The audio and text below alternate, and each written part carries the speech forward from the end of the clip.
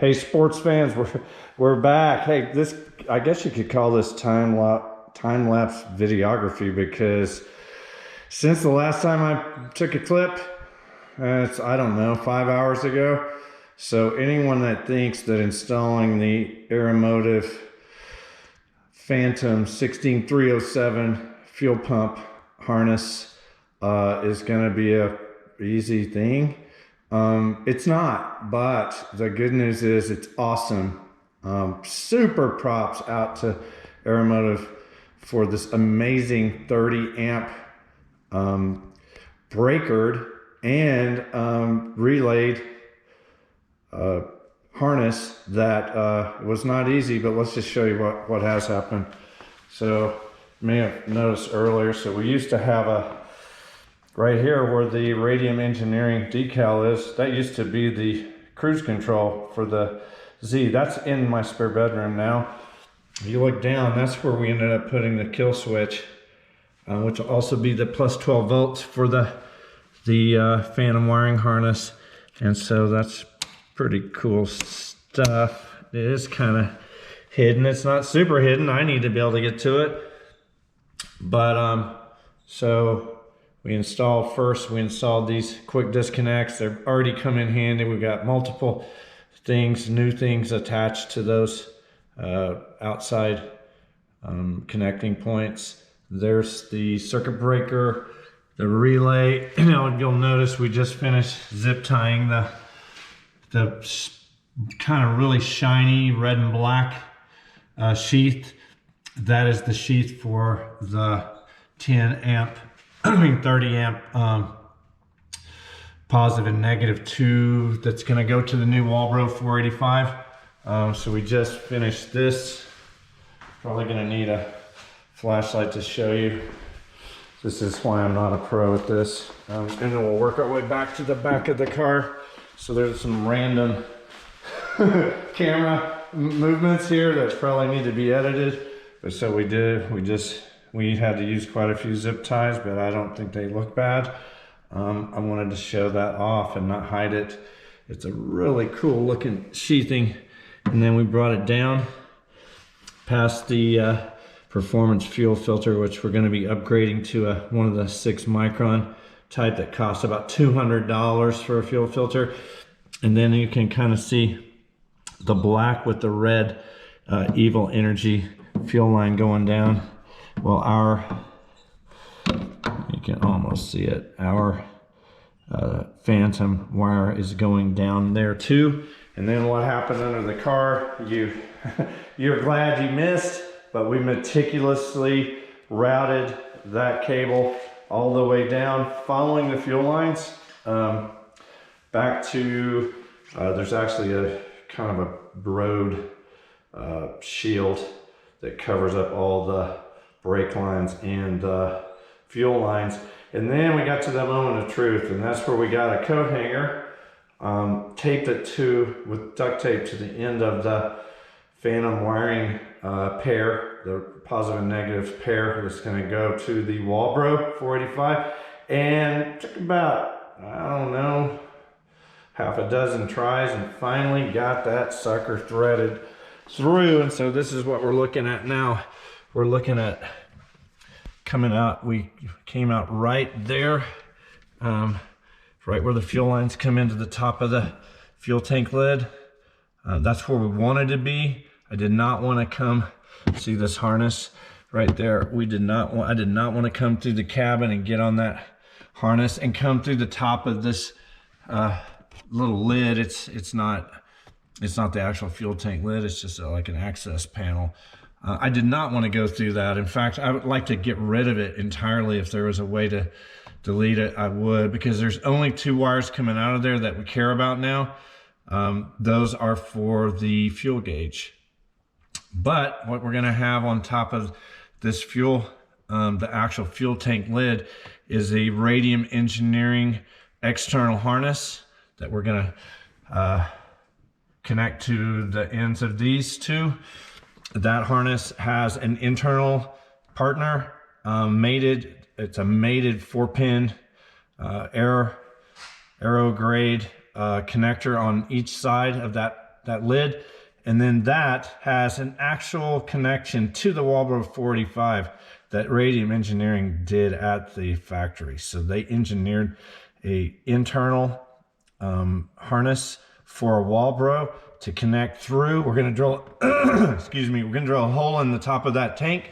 We're going to connect a beautiful Radium Engineering connector on the bottom and top side, and we're going to connect it to this. So have a little bit of extra cable, and that's good. You don't want to not have enough, but it looks like there's a maybe, I don't know, 3 or more feet extra there. Also, what we decided to do is, if you look down there, we'll go open the door and show you the OEM fuel pressure control unit, which failed. This is it right here, this little bad boy. That if you, I don't think you can even get one, but if you could get one that worked, might be worth having. But this one failed. The factory OEM fuel pump failed, and this guy failed. So we had previously, if you look up there at those connections, those connectors, we had a fuel pressure control unit bypass, which is basically a hot and a minus jumper, and then a ground jumper that went over to the other side of the frame over there. That basically jumpered this out of the system to prove it was bad. As you see now, we have it unplugged. And then that proved that this was bad. We made it about, I don't know, couple of days later, the OEM fuel pump failed. And we had to have this car towed twice in 3 days. Not fun, it's embarrassing, and who wants to have their car towed? Shout out to Aero Wrecking though. They are pros, and they knew how to put this car with a GTZ R Generation 1 front fascia on the trailer without damaging or even touching it. So Aero Wrecking and towing, if you want to tow when you're in Oklahoma City, that's if you want to tow. If you have to get towed, that's who you want. But we're going to go ahead and run this idea by Sebastian of Specialty Z in Simi Valley, California. There's no reason we want this in our car. It's been jumpered out for about a month, since before Daryl Starboard, so meaning it's not in the system. So why do we even have it in our car? Well, I'm going to run it by him before I pull it, but before I put this whole the panels back in and all that, I want to pull this, but I want to get an expert to tell me, yeah, there's no reason it should be there. It's not. We've had it jumpered out of the fuel system circuitry for a month. So why have it in my car? It's just extra weight, and I don't like it because it failed. So anyway, that's kind of where we are. We did manage to do a couple of things. We put a lock washer on this Sparco R100 seat. It's been bothering us on the internal seat belt, and just, you know, little things like that. So that's basically where we are. Excuse me, with the project. All we're waiting on now is the Specialty Z 300ZX Walbro 485 in-tank installation kit, which has a custom made billet bracket that sits right at the bottom of your fuel hanger assembly, and puts the Walbro 485 exactly where it's supposed to be for optimum performance and fuel uptake, and also comes with a hose to fix it to the output up at the fuel lid area, and other things. Specialty Z are awesome. We're running a Specialty Z custom tune on this car right now on our Nistune daughter board. So shout out to Specialty Z and Sebastian, who's been a great advisor and help with this Z, which has we have about a little over 1,500 miles on this brand new motor. And so once we get this Walbro 485 in, we're going to see what time it is. Just with the Aeromotive 340 Stealth that's in it now, we opened it up on the freeway and got up to about 7 pounds of boost. And what that equal was rocket ship acceleration. So basically from 70 to 90 in like 5 seconds. It just immediately. It just accelerated at a blinding rate of speed. These turbos, these CZP 0G5s, are rated at 274 horsepower each at 12 psi, and we did not get anywhere near 12 psi. So danger, Will Robinson. That's a reference to Lost in Space, but it's going to be scary, especially when we have the fuel system all tricked out. So anyway, till next time, we'll take up the project when we get the SZ in-tank installation kit. That'll probably be next weekend. It's now Sunday. We've been working on this, getting this harness in for about 3 days, but we also did engineer this little beauty right there. So we engineered and fabricated a bracket, which was not a no-brainer, and a kill switch, which will be the plus 12 volt source for the Aeromotive 16307 Phantom wiring harness. So 3 days well spent, not every waking moment, but we put about 20 hours on it.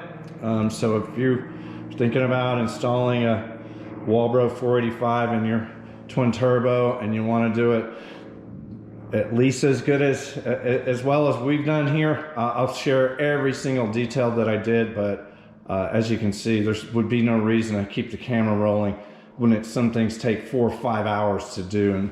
And routing that cable underneath the car, a lot of zip tying and thinking about exactly how I wanted to route it along the fuel lines, that takes time, and that's not anything that I want my viewers to watch. So anyway, we're going to close it down for the day. The next time we fire up the camera will be